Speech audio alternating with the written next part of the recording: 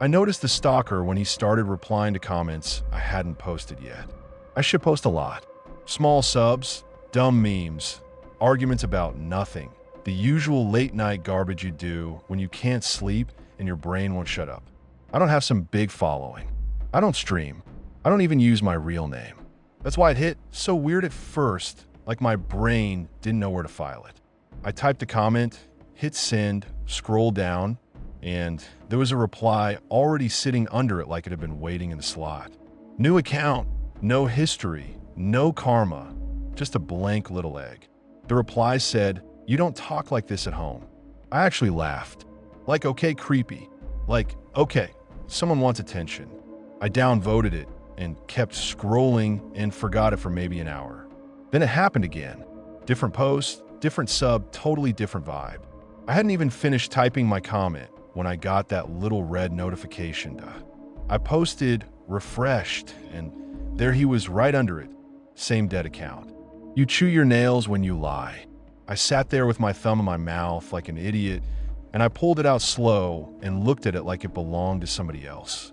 I told myself it was a lucky guess. People say that shit to each other all the time online. It's a cliche. It only felt personal because my nerves wanted it to, but he didn't stop at cliches. He started popping up everywhere. New posts, old posts, subs I hadn't touched in months. Sometimes he replied to something from 2 years ago, like he'd been digging through my history with a shovel. Sometimes he replied to stuff I only half wrote and deleted. And it wasn't compliments or trolling. It was these little notes like he was taking inventory of me. You always stop scrolling at 2:30. You reread sentences when you're tired. You tilt your head left when you think you're right. The first two, sure, whatever, people have habits. The third one made my stomach drop because I caught myself doing it right then, right in my kitchen, staring at my phone like it was a mirror. I started doing all the dumb practical things you do when you're scared, but you want to pretend you're being rational. I changed passwords. I turned on two-factor for everything. I deleted old posts. I nuked comments that had any kind of personal detail like offhand stuff about my job or my commute or the neighborhood bar I used to mention. I scrubbed my account like I was bleaching a crime scene. I set everything private. I blocked the account. He made another one. I blocked that. Another one. I started seeing the same phrasing, the same cadence, like he couldn't help showing his handwriting. I'd refresh a thread, and there'd be a reply from some brand new name that sounded like a bot, and the message would be for me anyway, like a finger tapping my shoulder from behind. I tried telling myself maybe it was somebody I knew, like an ex being a freak, like a co-worker with too much time. That almost felt better, because at least it would be a real person with a reason. I started running through faces. I started replaying arguments. I thought about that one guy at work who always hovered too close behind my chair and acted like it was a joke. I thought about my neighbor who always held the door too long and stared like he was counting my teeth. I couldn't pin it to anyone. That made it worse. A faceless person can be anyone. A faceless person can be right outside your door, and you'd still call it paranoia. The first time he said something that proved he wasn't guessing, I got mad before I got scared. Like actual heat. He replied to a dumb comment I made about a movie with, "You were funnier in the blue hoodie." I hadn't posted a picture in years. I don't do selfies. I don't even have my Instagram linked. I froze with my phone in my hand, and I could literally feel blood rushing in my ears like static. I own a blue hoodie, yeah. I wore it around the apartment. I wore it on quick store runs. But I didn't wear it online. I didn't show it online. I hadn't talked about it. I stared at that line until my vision blurred. Then I threw my phone onto the couch like it was hot. I started looking around my place like I was seeing it for the first time. The little camera on my laptop suddenly looked like an eye. The TV with the smart mic in it suddenly felt like a trap. My router lights blinked like they were laughing at me. I unplugged everything I could. I covered my laptop camera with tape, then with 2 layers of tape because the first layer felt stupidly thin. I checked my phone for weird apps, weird permissions, weird anything. I couldn't find proof. That's the part people don't get. You don't need proof to feel hunted. You just need pattern. You just need the sense that somebody is always there a half second before you. I finally wiped my account and made a throwaway. I didn't even reuse my usual writing style. I didn't swear as much. I didn't type how I type when I'm half asleep. I picked a different sub, something boring, something I never touched, and I left one plain comment like a test. 10 minutes later, there you are. Same couch, same lamp. I didn't have a photo. I didn't post a location. I didn't mention my apartment. I hadn't said anything that could point back. And still, he wrote it like he was in the room. Like he was looking at me from the corner, seeing the busted lampshade I kept meaning to replace, seeing the dent in the couch cushion where I always sat. I yanked my webcam cable out so hard I cracked the plastic. I didn't do it calmly. I did it like I was ripping a tooth out. I shoved the laptop into a drawer like that would help. Then I sat there, breathing hard, waiting for the next notification like a dog waiting for a kick. I didn't sleep that night. I kept getting up and checking the window lock. I kept listening for footsteps in the hallway. Every little building noise sounded like a key scraping in a lock. I started jumping at my own fridge, turning on. At some point I realized I was sweating, just sitting there, and my hands smelled like old tape glue in panic. He stopped replying on Reddit and started emailing. He didn't even try to be clever about it. It went straight to my personal inbox, not a burner, not some spam account I never used. Full name this time. My full name, spelled right, the one only my bank and HR and my mom use. Then my address, not just the city, the building, the unit, the floor. He attached a street view screenshot of my building with my windows circled. See? Not hard. I read it 3 times because my brain kept trying to reject it. Like if I reread enough, it would turn into a scam link or a prank. It stayed the same. That circle around my window looked like a target. I called the police because what the fuck else do you do when a stranger tells you he can see your window? I didn't feel brave. I felt stupid and exposed, like I'd invited it by having a phone at all. The officer who came acted like I was reporting a loud party. He asked if I'd sent money. He asked if I'd met anyone online. I showed him the emails, the screenshots, the Reddit replies. He shrugged in this tired way that made me want to scream. "You'd have put it all online," one of them said. Like I posted my window and circled it myself. Like the whole thing was just the internet being the internet, and I should stop being dramatic. They took a report and gave me a number and told me to keep evidence. Evidence of what? Evidence of me sitting in my apartment, waiting to be watched again? After that, everything in my life turned into a checklist. I stopped sitting near windows. I kept blinds down even in the day. I started leaving the TV unplugged. I started using my laptop like it was radioactive. I changed emails. I changed phone numbers. I got my job's IT guy to scan my laptop. And he looked at me like I was asking him to bless it with holy water. He found nothing.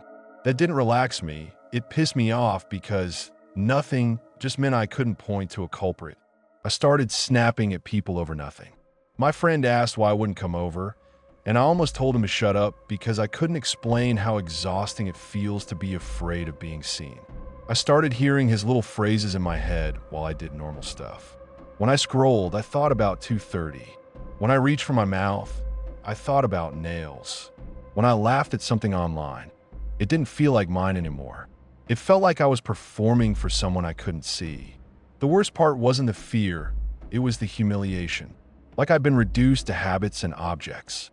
Couch, lamp, hoodie, window. A person turned into a list. A puzzle for somebody bored. I kept picturing him sitting somewhere with 10 screens, feeling smart, because he could crack me, and that thought made me shake with anger. I wanted to hurt him.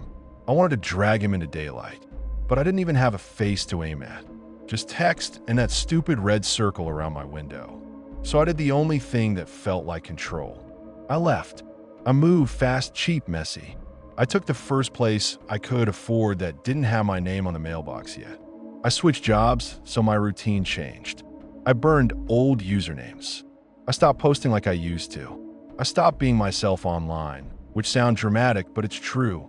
I edited my own thoughts before I typed them because I couldn't stand the idea of him reading them like a diary. Even now, I still catch myself glancing at the corner of my laptop screen like something might blink back. to the boring little prick who turns people into puzzles for fun. I moved, changed jobs, changed usernames. If you find this one too, fuck you. Let's not meet.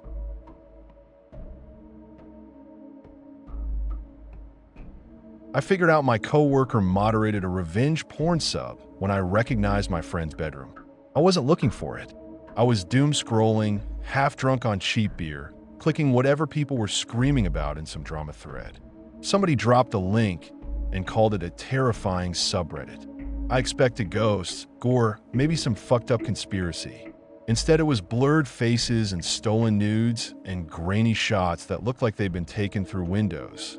The comments weren't shocked. I scrolled because my brain wouldn't let go. I kept thinking, how is this still up? Who the hell is letting this run? There were mods, 2 little green tags next to usernames like a badge saying, I keep this place tidy. I felt nauseous and angry in the same breath. Thumb flicking down, down, down, waiting for my conscience to win. Then hit me. Not the body. The room. Same cheap black metal bed frame with the little curl at the top that always snags sleeves. Same chipped teal nightstand with a candle ring burned into the paint. Same busted string lights pinned along the wall in a lazy wave.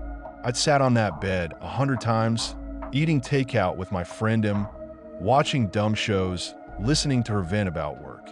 I knew that room like I knew my own kitchen.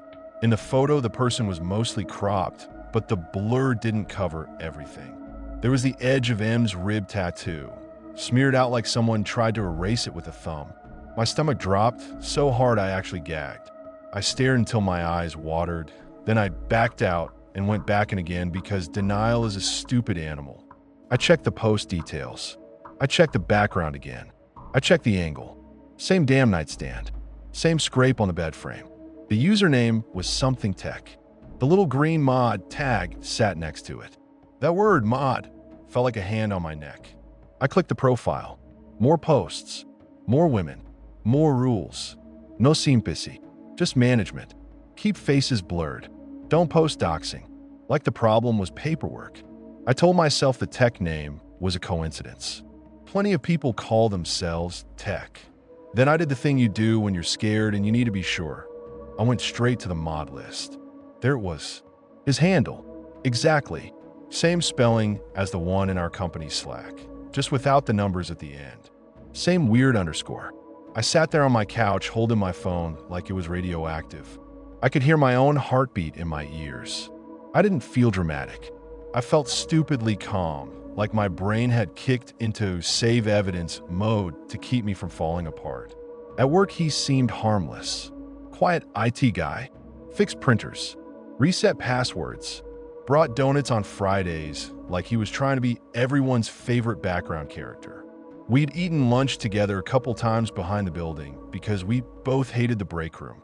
He complained about cancel culture and false accusations more than normal, but lots of dudes do. I chalked it up to internet rot and kept it moving. That night, I barely slept. Every time I closed my eyes, I saw M's teal nightstand like it was a crime scene marker. My brain kept replaying little moments with him. How he'd stand too close when he leaned over someone's desk. How he'd stare at screens instead of faces.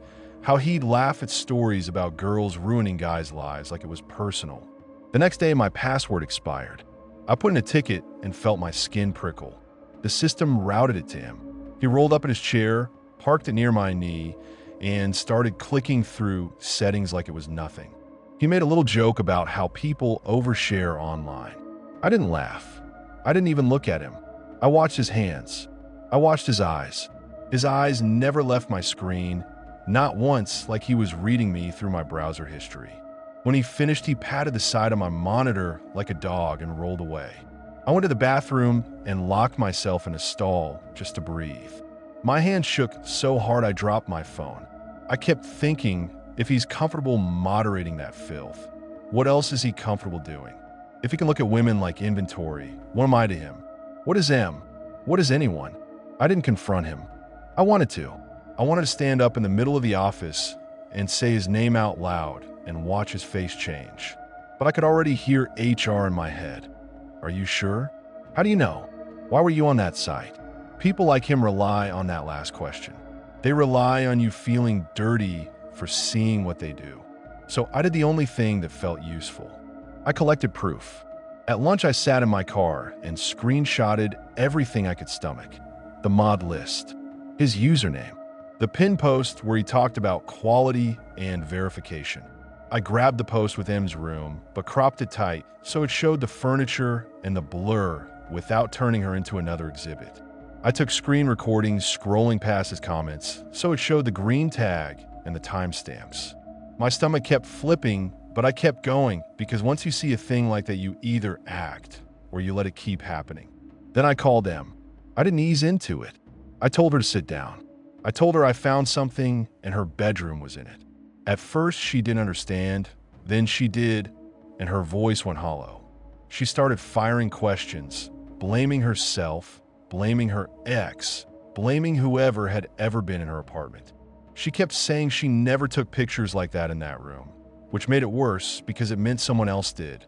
I sent her the screenshots. She went quiet for a long time. Then she started crying in this angry, choking way like her body was trying to spit out poison. She said she wanted to smash everything in her place. She said she felt like she couldn't breathe in her own bed anymore. I told her we needed to file a report before she destroyed anything. She swore at me, then apologized, then swore again. Trauma doesn't walk in a straight line. We filed. It was humiliating and slow and full of stupid questions. The cop looked tired before we even sat down. He asked if she'd ever sent anything to anyone. He asked if she was sure it was her room. I watched him grip the edge of the chair so hard her knuckles went white. I wanted to climb over the desk. After that, I sent an anonymous tip to HR with the receipts. I kept it clinical. No feelings, just facts, screenshots, his Slack handle matching the mod list, the pinned posts proving he ran the place. I hit send and immediately felt like I'd lit a match inside my own office. The next 2 weeks were torture. Every time I heard footsteps behind me, I tensed. Every time a notification popped up, I jumped. I started locking my screen if I stood up for 5 seconds. I stopped eating outside. I walked to my car with my keys between my fingers like a cliche, because cliches come from somewhere. Then one afternoon, he got called into a conference room. I saw him through the glass, hands moving fast, mouth running like he could talk his way out of anything. The manager sat still, face tight. When he walked out, he smiled too hard. He didn't look at me. He didn't look at anyone. 2 days later, his desk was empty. Someone said HR accepted his resignation, like it was polite, like he'd chosen to leave because of a better offer. Nobody said why. People just stepped around the empty chair and kept working because that's what offices do with rot. They pretend it's gone when it's just moved. That night, I checked the subreddit again, hating myself for it. There was a mod announcement pinned at the top. Same handle, same green tag. He wrote that he'd lost internet at work and now had more time to review submissions. The comments were full of little celebrations, like he'd been promoted instead of exposed. I stared at it until my throat hurt. He didn't break any law with me. Technically, that's what keeps it under creepy encounter instead of crime report. But knowing he walked behind me for months while cataloging women like files makes my skin crawl.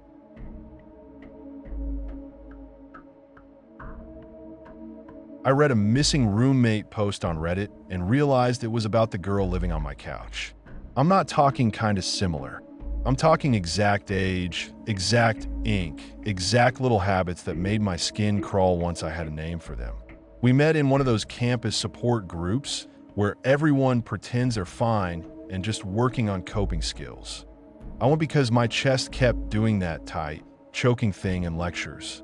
She went because she looked like she hadn't slept in weeks, and she kept rubbing her wrists like she was trying to erase something off her skin. After the meeting, she latched onto me in the hallway, fast, like we were already friends. She told me her dorm wasn't safe, her roommate kept messing with her stuff, the RA was in on it. She said it with this flat certainty that should have made me back away. Instead, I heard the fear under it and did the dumb, soft-hearted thing. She asked if she could crash at my place just for a week. 1 week. She said it like she'd already measured what I could handle. I told her sure, but only a week because my lease, because boundaries, because adult words. She smiled so hard it almost looked painful and hauled her things over that night. 2 trash bags and a backpack. No suitcase, no pillow, just bags. The first week, she acted like a saint. She cooked. She scrubbed my sink. She took out trash before it smelled. She didn't pay a cent, and she didn't offer, but she also didn't sit there like a lump. She tried to be useful, like usefulness was her rent. The problem was she was always there, always awake when I came in, always accidentally in the kitchen when I opened the fridge. If I left for class, she asked when I'd be back. If I showered, she'd be in the hallway when I came out, like she'd been waiting for the sound of the water to stop. At the end of the week, I tried to nudge her out. I didn't yell. I didn't threaten. I just asked what her plan was. Her face crumpled, then hardened. She said her mom was dangerous. She said her dorm had cameras in the vents. She said her friends reported her. She promised she was close to getting a new place, and she just needed a little more time. Then she cooked dinner and cleaned like we hadn't talked, like my words were smoke.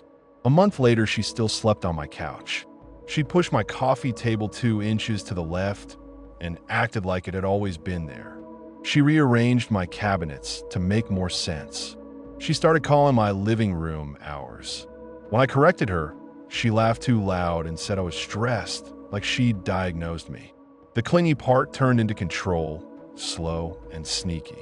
If I didn't answer a text fast enough, she'd knock on my bedroom door. Talp, talp, talp. Not angry, just relentless. If I went out, she wanted details. Who, where, how long.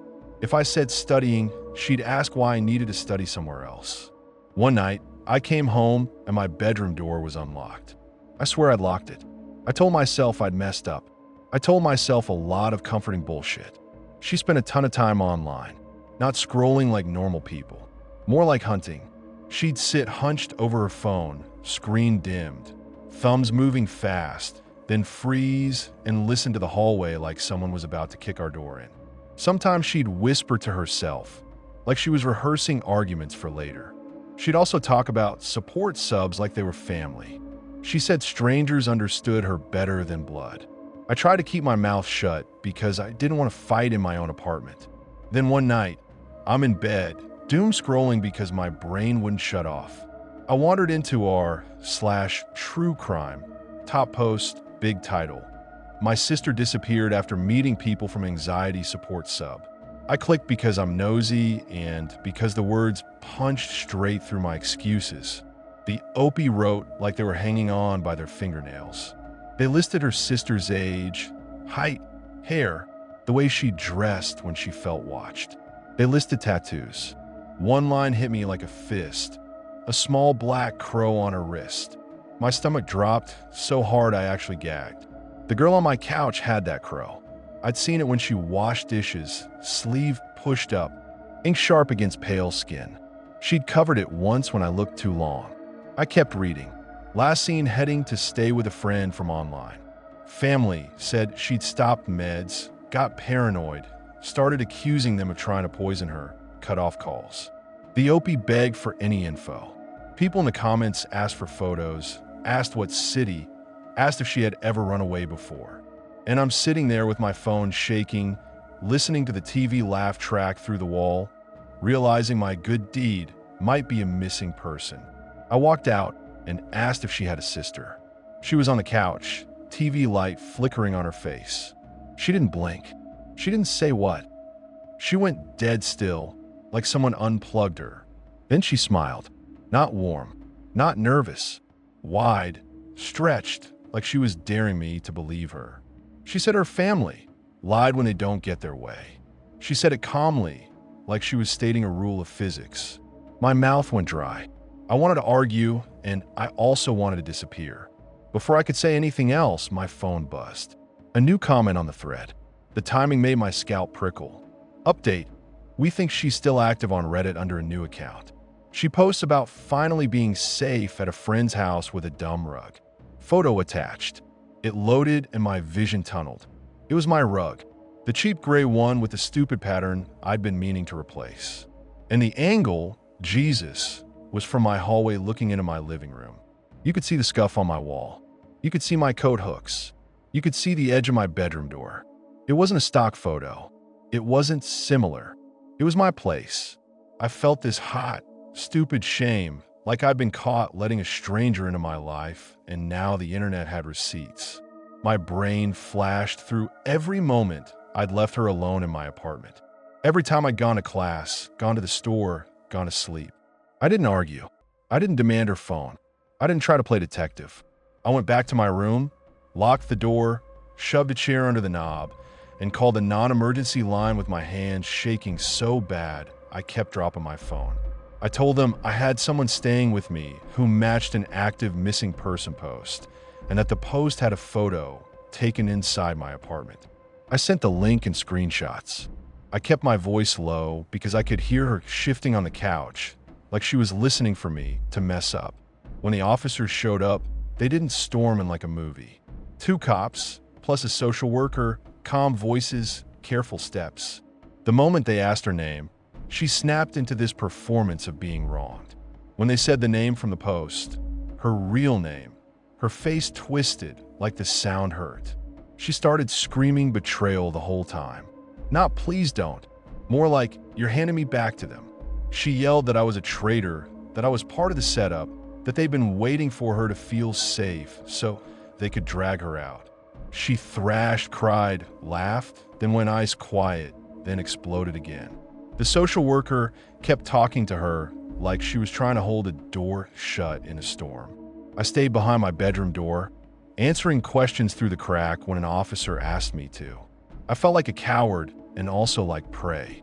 I kept thinking about that hallway photo, about her standing there, phone up, framing my home for strangers as proof she was safe.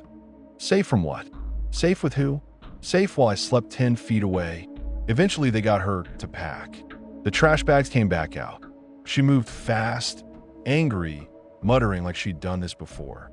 At the doorway, she turned and stared at my locked bedroom like she could see through it. Her mouth pulled into that same wide smile, and she said, quiet but sharp, that she trusted me. Then the cops guided her out, and the building swallowed her noise. After they left, my apartment felt wrong. Too open, too quiet, like the air had been rearranged. I sat on my bed and refreshed that Reddit post until my thumbs hurt. People argued in the comments about whether she was lying or having an episode, like it was entertainment. The OP kept begging, kept saying they just wanted her alive.